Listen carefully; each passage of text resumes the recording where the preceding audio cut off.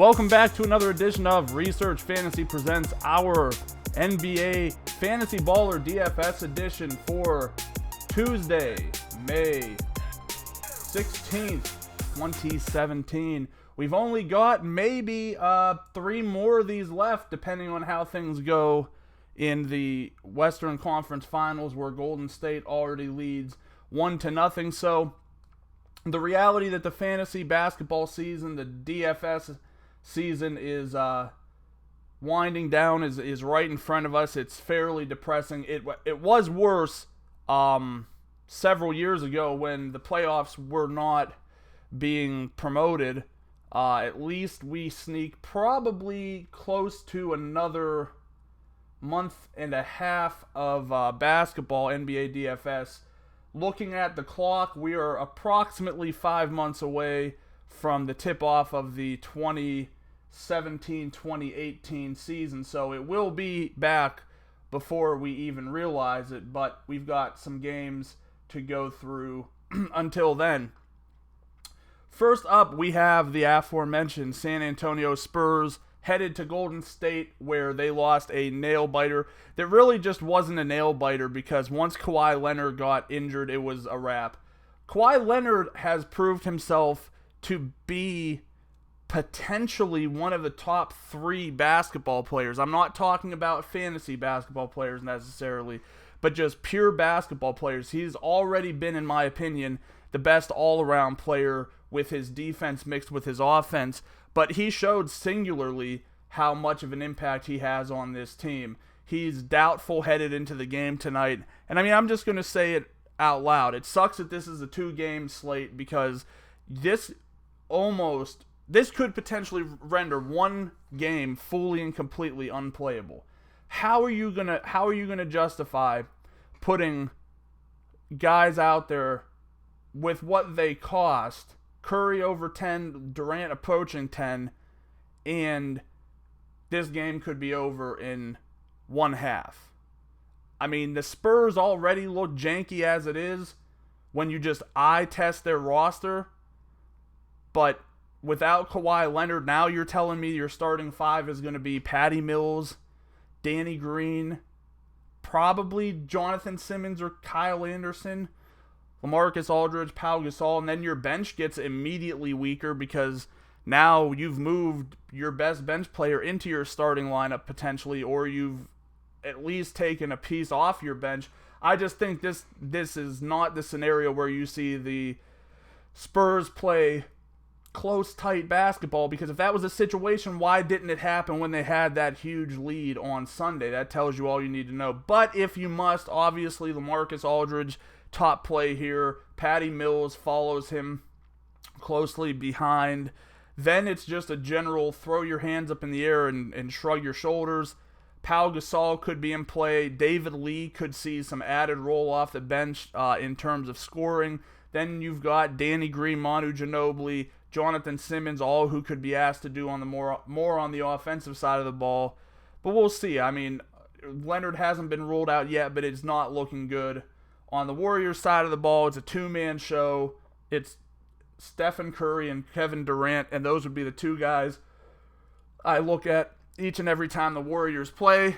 I do think that Draymond Green is a threat to hit a triple-double every time he's on the court, so he has to be in at least some of your tournament lineups.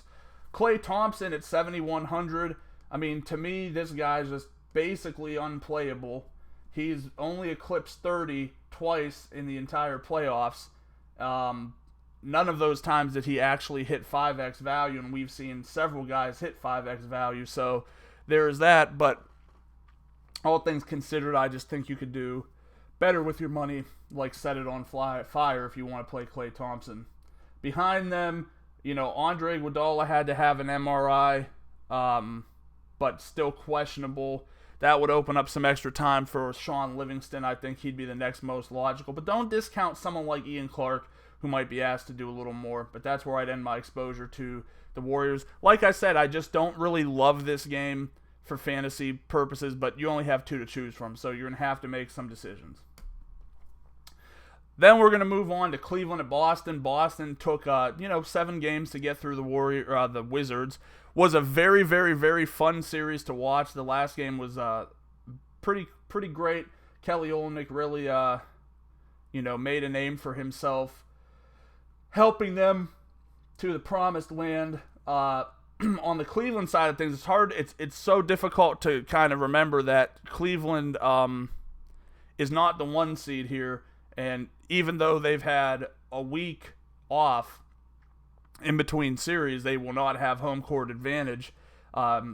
So Cleveland, handled them pretty fairly in the regular season. I think they won 3 out of 4 games. I'm expecting a close series here.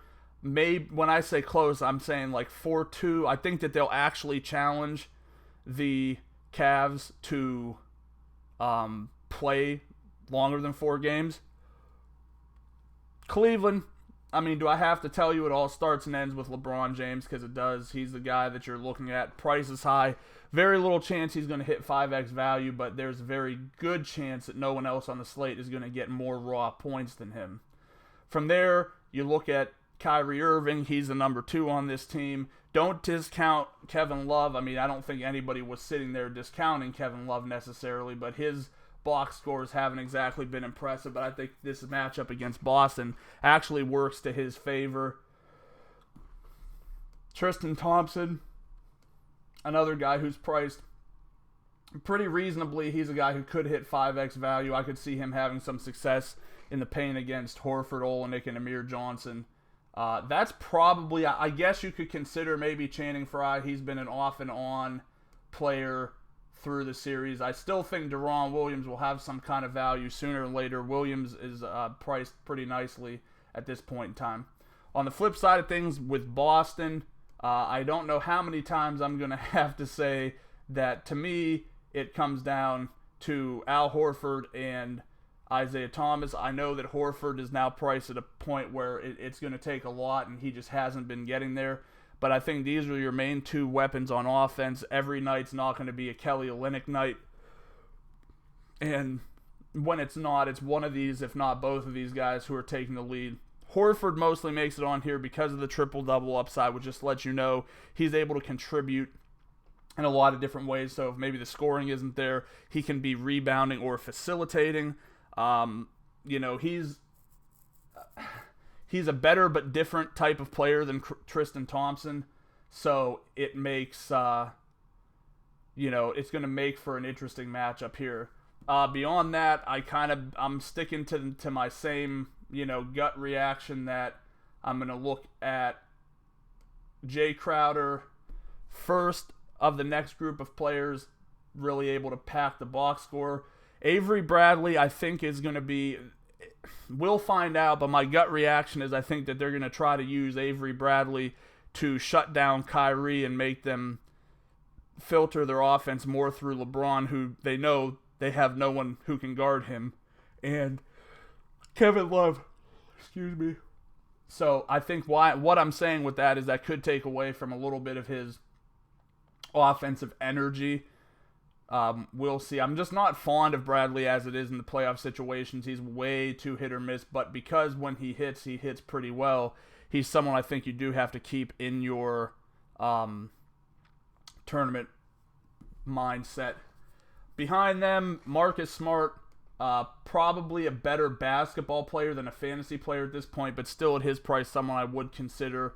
And even though I expect him to be wildly popular, Kelly Olynyk is another guy who I think that could have some success here, spreading the floor and making it a little bit more difficult for the Cavs to defend that team. So that'll wrap it up. It'll be interesting to see what happens in the first game of the Eastern Conference Finals. It'll be interesting to see what happens with the second game of the Western Conference Finals, especially if Kawhi Leonard is unable to go. You could pretty much write that off as another win for the Warriors. Thanks for watching today. Make sure to like the video, subscribe to our YouTube channel below. Make sure to like us on Facebook, follow us on Twitter at Research and Win, and join us again tomorrow.